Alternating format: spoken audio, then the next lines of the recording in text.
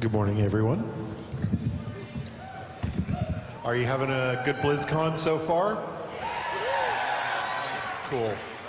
So we have a virtual Ladies and gentlemen, we're about to begin the World of Warcraft Game Systems discussion panel. Please welcome our panelists, Greg Street, Corey Stockton, and Tom Chilton. So you guys can ask us whatever you want. There's almost no question about Diablo 3 that can't be answered up here. We've got, to my right is Jason Regier, he's lead programmer. To his right is Christian Lechner, he's our art director. Wyatt Ching, technical game designer. Leonard Boyarsky, lead world designer. Who's that? Michael on the other? Michael Chu, one of our quest designers. Joseph Lawrence, and oh, I skipped Dave. He doesn't matter. Lead level designer Dave Adams, Joseph Lawrence, who's our sound designer, and Steve Parker, who's a senior producer. So all those production questions that have been burning in your soul, we're ready for them. So, and my name's Jay Wilson, I'm the game director, and let's get started.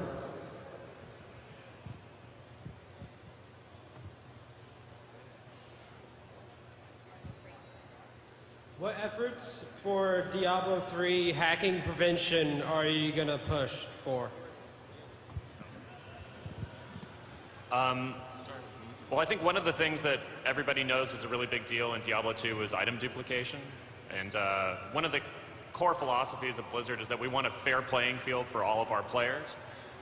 So with Diablo 3, we're definitely learning a lot of stuff from Diablo 2 and taking into account the successes that we had on World of Warcraft. And we're applying all of those things to try to make Diablo 3 as hack-free and as great as possible.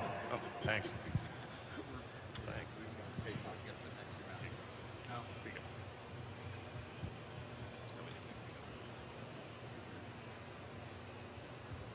Hi, my question isn't about Tyrael. He's such a fan favorite and such an amazingly designed character. How has the process been going to bringing him into the world of Diablo 3, and how much interaction will the player really have with him? Leonard, do you want to get that one? We're Michael? conferring. Hold on a second.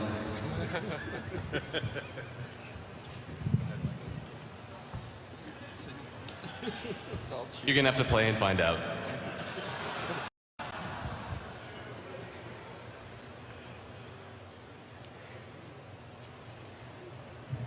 Hello, my question is, how is the PvP system going to be implemented, and how is it going to be different from D2? Like, can a random player just enter a random game and start going crazy, or what?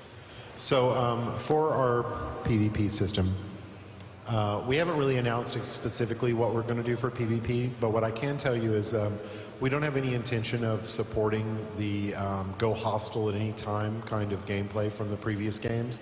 We feel like it really, we know there's a percentage of players out there who really love it, but we feel that it hurts the cooperative game too much. It makes people ultimately in the long run not play together, which is not what we want.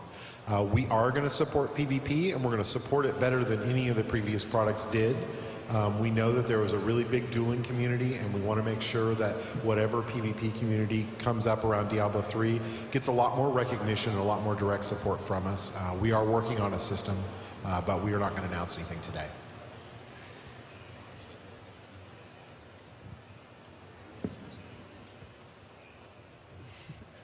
Hi. My question is basically about Battle.net and how it's going to be set up for game selection, whereas Diablo 2, it was just a random list of about 20 games, and it refreshed at a random rate, I think.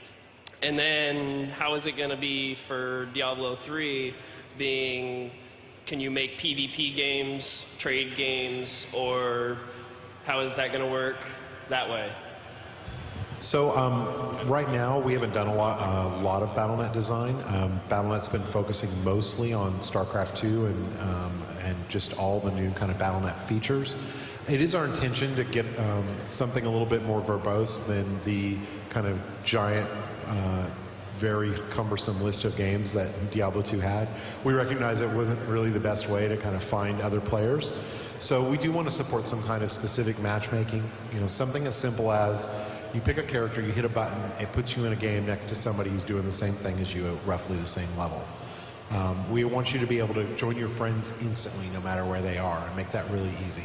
What visual form that's going to take is really going to be determined partially when we encounter Battle.net, when we start designing alongside them and seeing what they've done, but with StarCraft 2.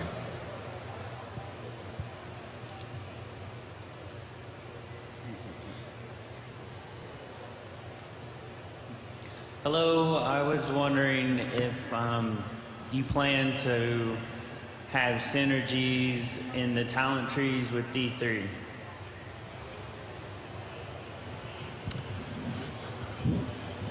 The synergy system did really good things in 1.10 for the skill system that was there. The skill system that's in Diablo 3 currently, I don't think the need for them exists in the same way.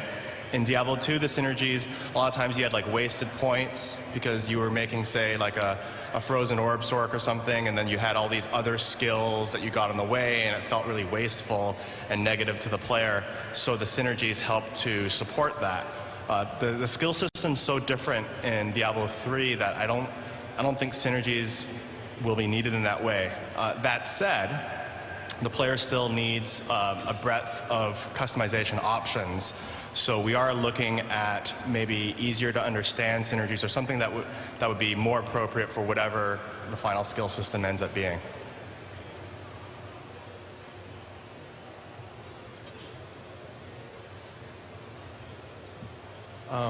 My question is, are there going to be like more variety of quests, like compared to Diablo 2? Instead of just boss farming, is there going to be more quests that you can do? Yeah, the quests in Diablo 3 is an area in which we think that there's actually a lot of room for us to explore and grow from the previous games in the series. As you can tell if you've played the demo on the floor, we're trying a lot of new gameplay mechanics and how we can vary your gameplay experience and also deliver story and interesting events.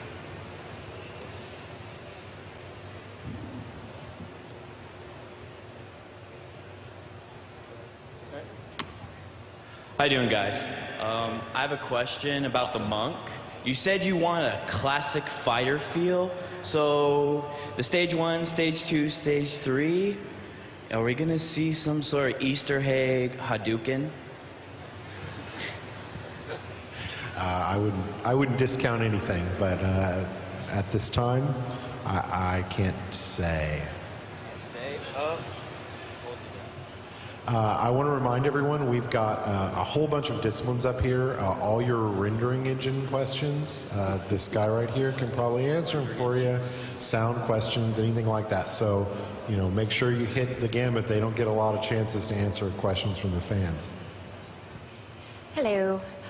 This is a little bit like a previous one, but the length, depth, and replay value for those of us whose gameplay does not center completely on magic finding. Like we prefer killing bigger and badder and bloodier ways. So, if I understand, is the question, are we going to have magic find? No. It's the length and depth of the game and the zones, because my biggest complaint with Diablo 2 is it loses its replay value after a point. Okay, so are you talking about what's the length of a normal playthrough, or how we're going to handle replayability? Handle replayability. Okay. So one of the keys for replayability is, there's a lot of things that Diablo 2 did to be replayable, and we do a lot of those things as well. Randomized environments, randomized monster locations, random bosses, random items. We also add in random events, which is something that is new to the series. And that all works great for a while. One of the biggest issues that Diablo 2 had